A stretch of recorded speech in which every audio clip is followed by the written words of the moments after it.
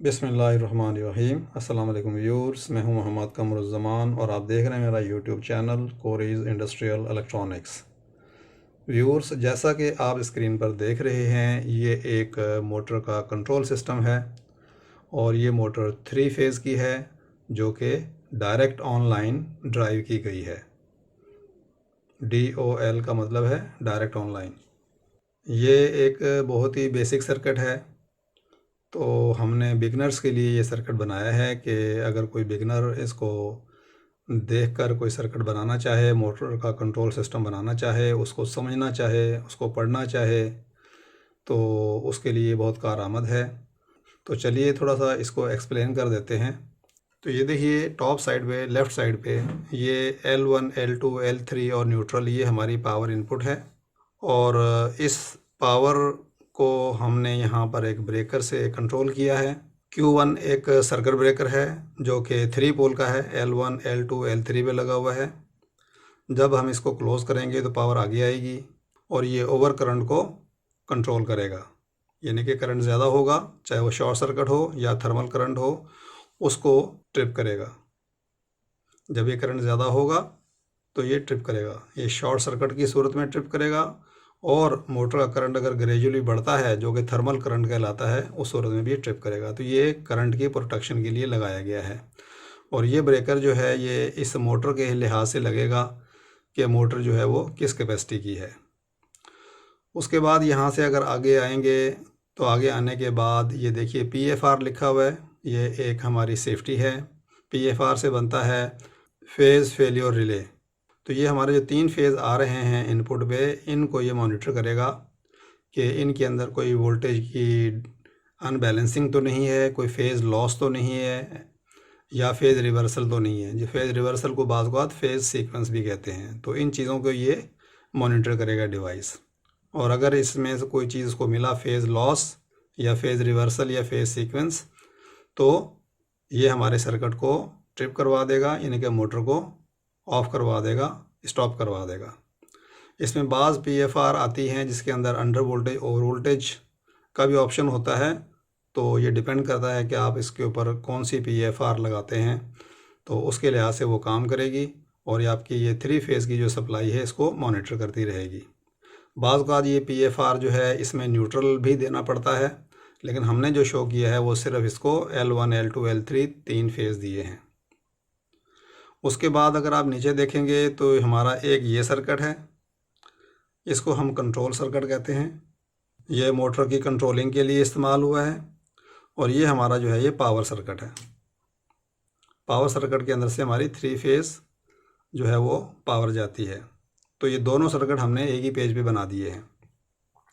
तो चलिए पहले हम पावर को आगे जारी रखते हैं। यहाँ से हमारे 3 फेज़ आए, 3 फेज़ आने के बाद L1 और L3, ये 2 फेज़ हमारे EOCR के ऊपर आए हैं। EOCR से बनता है इलेक्ट्रॉनिक ओवर करंट रिले। इसके अलावा EOCR के अलावा थर्मल ओवरलोड रिले भी लगती हैं, जो कि कॉन्टेक्टर के नीचे लगती हैं, लेकिन वो थोड़ा सा देर से काम करती हैं। ये बहुत एफिशिएंट है, इलेक्ट्रॉनिकली है और ये बहुत जल्दी काम करती है। इसके अंदर ये 2 सीटियां लगी होती हैं, छोटी छोटी। इस सीटियों के अंदर से हमने 2 तारें, 2 फेज़ गुजारने होते हैं। जैसा कि आप देख रहे हैं कि ये L1 है, आया एक सीटी के अंदर गुजर के यहाँ से होता हुआ हमारे इस कॉन्टेक्टर के ऊपर आ गया। ये हमारा मैग्नेटिक कॉन्टेक्टर के पावर टर्मिनल दिखाए गए हैं। उसके बाद जो L2 है, फेज़ डायरेक्ट आता है कॉन्टेक्टर के ऊपर।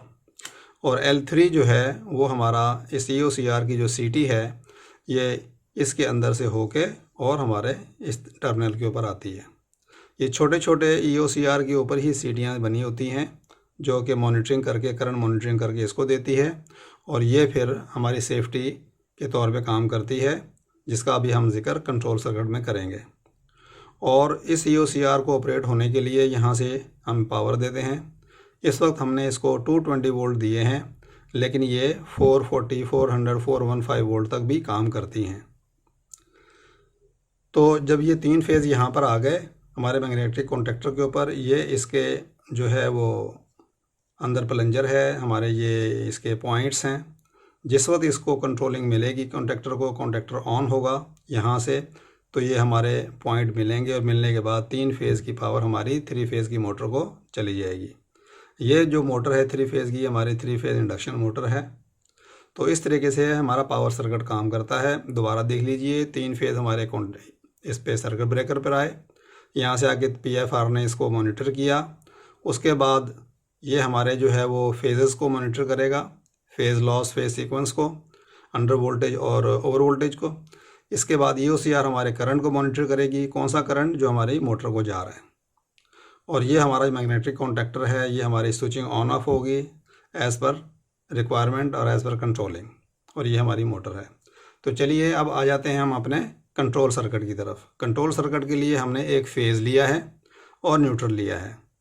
ये दोनों हमने दिए हैं एक ब्रेकर के ऊपर जो Q2 है। ये छोटा डबल पोल का ब्रेकर है और तकरीबन 2-4 एम्पेयर का ये काफ़ी होता है, क्योंकि हमारा इतना लोड इसके ऊपर नहीं है। तो ये आप 2 एम्पेयर, 3 एम्पेयर, 4 एम्पेयर का ब्रेकर आप लगा सकते हैं, जो कि MCB टाइप का होगा। यहाँ से आप देखेंगे तो न्यूट्रल जो है हमारा EOCR को चला गया, क्योंकि उसको ऑपरेट होने के लिए 220 वोल्ट या 440 चाहिए होते हैं, हमने 220 वोल्ट दिए हैं। और उसके बाद जो है ये न्यूट्रल हमारा यहाँ पर आ गया है, जो कि हमारी बाकी चीज़ें ऑपरेट करने के लिए काम आती हैं, जो कि 220 वोल्ट की हैं। इसमें से ये 3 हमारी लाइटें हैं, ये हमारा इस मैग्नेटिक कॉन्टैक्टर की कॉइल है।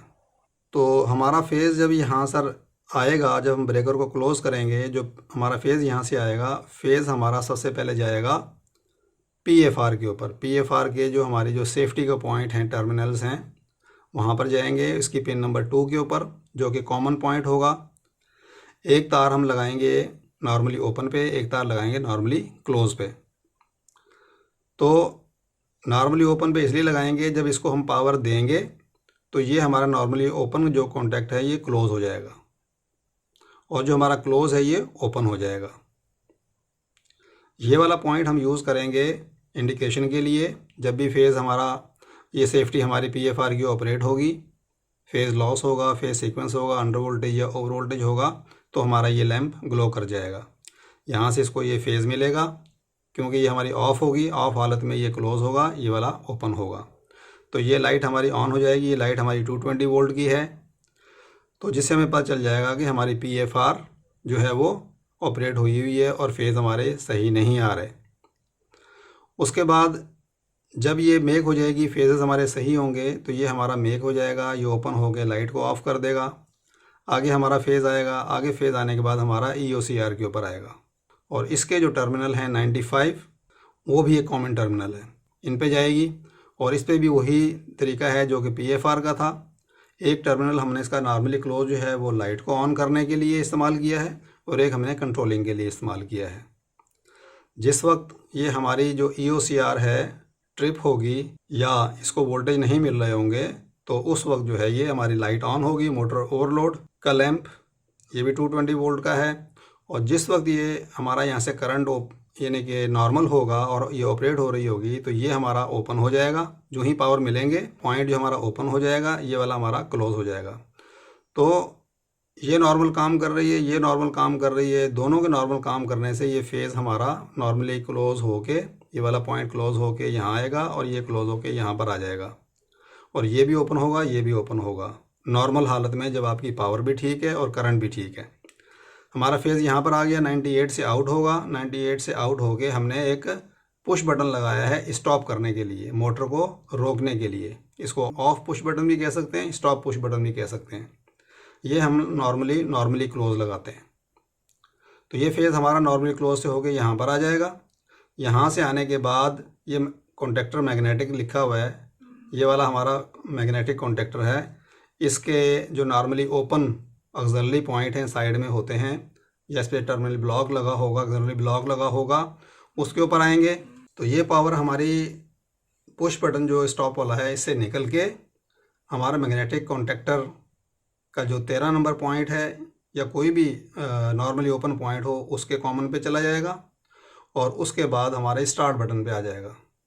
तो यहाँ पर आप देखिए, स्टॉप बटन हमने लिखा है 1 और 2 से हमने इसके नंबर बताए हैं, और ये इसके स्टैंडर्ड नंबर हैं। जितने भी नॉर्मली क्लोज होते हैं 1 और 2 सीरीज़ में होते हैं। 1, 2, 11, 12, 21, 22, 31, 32, 41, 42, और जो नॉर्मली ओपन होते हैं वो 3 और 4 के सीरीज़ में होते हैं, 3, 4, 13, 14, 23, 24, 33, 34, 43, 44 वगैरह वगैरह। इसी तरीके से नॉर्मली ओपन ये भी हैं। तो ये वाला पॉइंट हमारा मैग्नेटिक कॉन्टेक्टर का ऑक्सिलरी पॉइंट है। ये हमारा स्टार्ट पुश बटन है या ऑन पुश बटन है। तो हमारा फेज़ यहाँ पर आगे खड़ा हुआ है। हमारी जब दो सेफ्टियाँ ये ओके होंगी तो ये दोनों हमारे मिल जाएंगे, मिल के हमारे यहाँ फेज़ खड़ा होगा। जो हम स्टार्ट का बटन यहाँ पर ऐसे करके इसको पुश करेंगे, जो ही पुश करेंगे तो ये फेज़ हमारा यहाँ से हमारी कॉइल पे आएगा। ये हमारे मैग्नेटिक कॉन्टेक्टर की कॉइल है, उसके A1 पे हमने इसको दिया हुआ है, आएगा और यहाँ से इसको जो है वो न्यूट्रल मिला हुआ है।